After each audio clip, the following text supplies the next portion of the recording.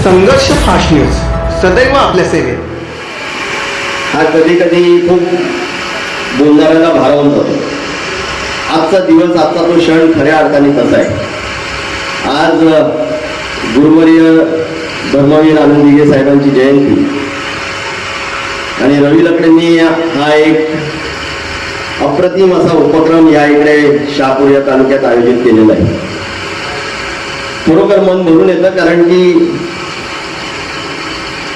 सकाळपासून अनेक माध्यमांना मुलाखती देत असताना दिघे साहेब काय हे सांगत असताना ज्या वेळेला दिघे साहेबांचं कुटुंब एवढ्या मोठ्या पद्धतीने बघितलं जातं, त्यावेळेला खरोखर तो जिव्हाळा, ते प्रेम, तो विश्वास, तो अधिकार हे खऱ्या अर्थाने समजण्यात येतं. दादा, मला आज सकाळी एका मुलाखतीमध्ये असं विचारलं गेलं की धर्मवीर चित्रपट बघितल्यावरती तुम्ही त्यावेळेला तुमची भूमिका मांडलेली, आज देखील तुमची तीच भूमिका आहे. तर मी असं सांगितलं की धर्मवीर चित्रपट हा फक्त 2-3 जणांना घेऊन बनू नाही शकत. तुम्हाला खऱ्या अर्थाने जर का धर्मवीर समजायचे असतील तर त्या शहरी भागापासून घेऊन तळागाळीतले जो शिवसैनिक आहे, मग तो कोणत्याही धर्मपंथाचा असो, कोणत्याही जाती धर्माचा असो, कोणत्याही पक्षाचा असो, ज्या वेळेला त्याच्यापर्यंत तुम्ही पोचाल, त्यावेळेला तुम्ही त्याची मुलाखत घ्याल, त्यावेळेला खऱ्या अर्थाने धर्मवीर काय हे तुम्हाला समजेल. धर्मवीर हे फक्त शहरापुरते मर्यादित नव्हते. धर्मवीर हे प्रत्येक आदिवासी पाड्यापासून घेऊन तळागाळातील प्रत्येक शहरी भागापासून घेऊन ग्रामीण भागापर्यंत तसेच होते. दिघे साहेबांचा संबंध, जरी मी रक्ताचा असतो, जरी मी पुतण्या असतो, जरी मी दिघे साहेबांना अग्नी दिली असली, तरी मला असं वाटतं की दिघे साहेबांचं खऱ्या अर्थाने कुटुंब हे आपण सगळ्या. याच्या मागचं कारण असं आहे की ज्या पद्धतीचा अधिकार दिघे साहेबांनी तुमच्यावरती बजावला, ज्या पद्धतीने अधिकारित्या ते तुमच्याशी बोलायचे, तेवढाच अधिकार तुम्ही आणि तुमच्या घरच्यांचा त्यांच्यावरती देखील होता. या नुसत्या ठाणे जिल्ह्यामध्ये फिरत असताना मला ज्या वेळेला शिवसेना आपली एकत्रित होती, त्यावेळेला सन्माननीय उद्धव साहेबांच्या आशीर्वादाने मला युवा सेनेचं जेव्हा निरीक्षक पद मिळालं या ठाणे आणि पालघर जिल्ह्याचं, त्यावेळेला इकडे बसलेल्या कोंडलेकर दादा आणि थळे साहेबांचे आशीर्वाद घेऊन त्या दौऱ्याला निघालेलो. आल्यावरती इकडे किवरे साहेब आणि खाडे साहेब भेटले. अनेक असे दिग्गज आणि ज्येष्ठ मंडळी या दौऱ्यामध्ये त्यांच्या सानिध्यात आलो. खऱ्या अर्थाने शिवसेना काय, हे कुटुंब कसं असतं, या कुटुंबामधले ज्येष्ठ मंडळी कसे तुम्हाला आधार देतात, कसं सांभाळून घेतात, कशी तुम्हाला मार्गदर्शन करतात आणि तुम्ही यशस्वी व्हाल ह्याच्यासाठी ही लोक काय काय झटतात हे तुम्हाला बघायला मिळतं. आणि तो अनुभव माझ्या आयुष्यात मला, मी अनेक ठिकाणी जात असताना हे सांगतो की आमच्यासारख्या तरुणांना जी पदं मिळाली ती खूप सोप्या रस्ते मिळाली, पण त्याच्यासाठी खऱ्या अर्थाने जर का तुम्ही झटलात, ज्यांनी त्याग केला, ज्यांनी आपलं उभं आयुष्य या संघटनेला घालवलं, ज्यांनी संघटना एकदम किरकोळ शून्यात आतापर्यंत एवढी फोफावली, एवढी मोठी केली, त्याचे खरे मानकरी आहात ते तुम्ही सगळ्या.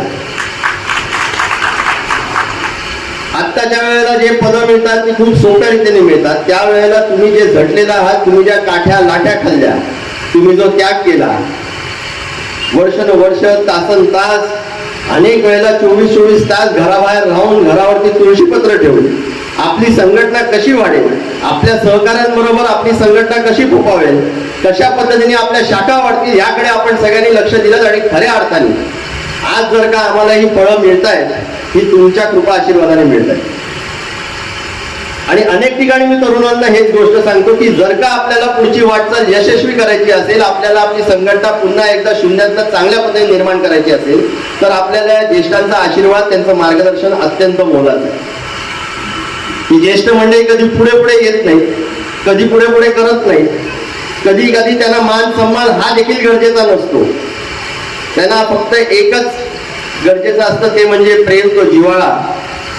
त्यांचा मान सन्मान त्याच्याच मध्ये येतो ज्या वेळेला आपण 2 प्रश्न त्यांना विचारतो आणि ते कौतुकाने आपल्याला सांगतात. मला असं वाटतं त्या ह्या सगळ्या गोष्टींमध्ये, ह्या संघटनेमध्ये असलेलं कौटुंबिक प्रेम हे आपल्याला दिसून येतं. ह्या गेल्या 3-3.5-4 वर्षामध्ये संघटना फोडण्याचं काम या उभ्या महाराष्ट्रात झालं. आणि सांगण्यात आलं की दिघे साहेबांची आणि बाळासाहेबांची खरी शिवसेना आम्ही तयार केली. आणि मी अनेक वेळेला या प्रसार माध्यमातून सांगितलं की दिघे साहेबांची शिवसेना ही एवढी कमकुवत नव्हती. दिघे साहेब असते तर कोणामध्ये हिंमत देखील झाली नसती. आणि दिघे साहेबांची शिवसेना ही तत्वांवरती होती, ही विचारांवरती होती, ही नीतिमत्तेवरती होती. निष्ठा काय जर का शिकायची असेल तर दिघे साहेबांकडनं शिका.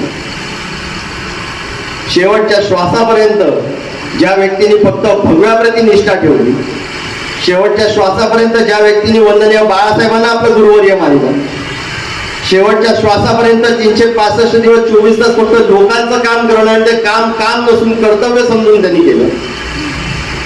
मला असं वाटतं खऱ्या अर्थाने जर का शिकायचं असेल तर ते दिघे साहेबांकडनं शिकावं. या ठाणे जिल्ह्यामध्ये वावरत असताना, तळागाळातील शिवसैनिकांपर्यंत पोहोचत असताना, अनेकांना भेटत असताना आजही 25 वर्षानंतर अशी वेळ येते जेव्हा लोकांच्या डोळ्यातनं आजही या नेत्या बाबतीत अश्रू येतात. आजही सांगताना ते सांगतात की हो दिघे साहेब आमच्या घरी आलेले. हा अभिमान हा कुठे दुसरीकडे मिळणार नाही. त्यांच्याकडे समोरच्यांकडे पैसे खूप आहेत, ताकद आहेत, आपल्याला दाबतायत, आपल्या कार्यकर्त्यांवरती खोट्या केसेस टाकतायत, सगळं ठीक. पण आपण जर का नीट जर का विचार कराल तर गेल्या 3-3.5 वर्षामध्ये जेवढे हे बोंबलत फिरत होते उभ्या महाराष्ट्रावर की शिवसेना संपली, मला असं वाटतं खऱ्या अर्थाने त्याला हे रूप दाखवायला पाहिजे की जुने जे सगळे लोक या रस्त्यावरती उतरलेले हे दाखवायला की आम्ही संपलो नाही, आम्ही तसेच उतरलो. प्रत्येक झाडाची मुळं जर का मजबूत असतील ना तर ते पडत नाही. या शिवसेनेचं देखील तसंच. आणि आपण सगळी ती मुळा ती एवढी मजबूतीने उभे आहेत की कोणी किती घाव घातले तरी पुन्हा एकदा ते झाड त्याच पद्धतीने फळं देईल, त्याच पद्धतीने सावली देईल, तेवढ्याच मोठ्या पद्धतीने ते वाढेल आणि तेवढ्याच मोठ्या पद्धतीने एक चांगला पद्धतीचा विश्वास आणि संस्कार देईल. शिवसेनेमध्ये हेच गरजेचं आहे. आजच्या दिवसाला हे सगळे तरुण जे युवा सेनेचे पदाधिकारी आहेत, आजच्या दिवसाला अनेक महिला आघाडी बहिणींसारख्या इकडे बसलेले आहेत. कमी आमिष नाही आधी आपल्यापैकी कोणाला काय देतो, कोणाला कॉन्ट्रॅक्ट देतो, कोणाला पैसे देतो, नाहीतर तुमच्यावरती खोट्या केसेस टाकून कोणाच्या पोटावरती पाय आणले, हे आम्ही शहरात बघतोय. आणि ग्रामीणला देखील तसं आहे. पण जेवढं आपल्या सगळ्यांचं कौतुक करावं तेवढं थोडं आहे, कारण की कुठच्याही आमिषाला बळी न पडता आपली संघटना तशीच कशी राहील, आपली संघटना वाढेल कशी, आपल्या संघटनेला चांगले दिवस कसे येतील, या उद्दिष्टाने आपण सगळेजण काम करताय. मी आपल्या सगळ्यांचा जास्त वेळ न घेता खरोखर मी आपल्या सर्वांचा ऋणी आहे आणि खरोखर आपल्या सगळ्यांना धन्यवाद देतो की आपल्या सगळ्यांच्या आशीर्वादामुळे आज आम्हाला हे व्यासपीठ लाभलेलं आहे. या इकडे बसलेले हे सगळं मान्यवर हे जर का आमच्या पाठीशी नसते तर आमच्यामध्ये देखील ती धमक आली नसती की आरेला कार्य करण्याची.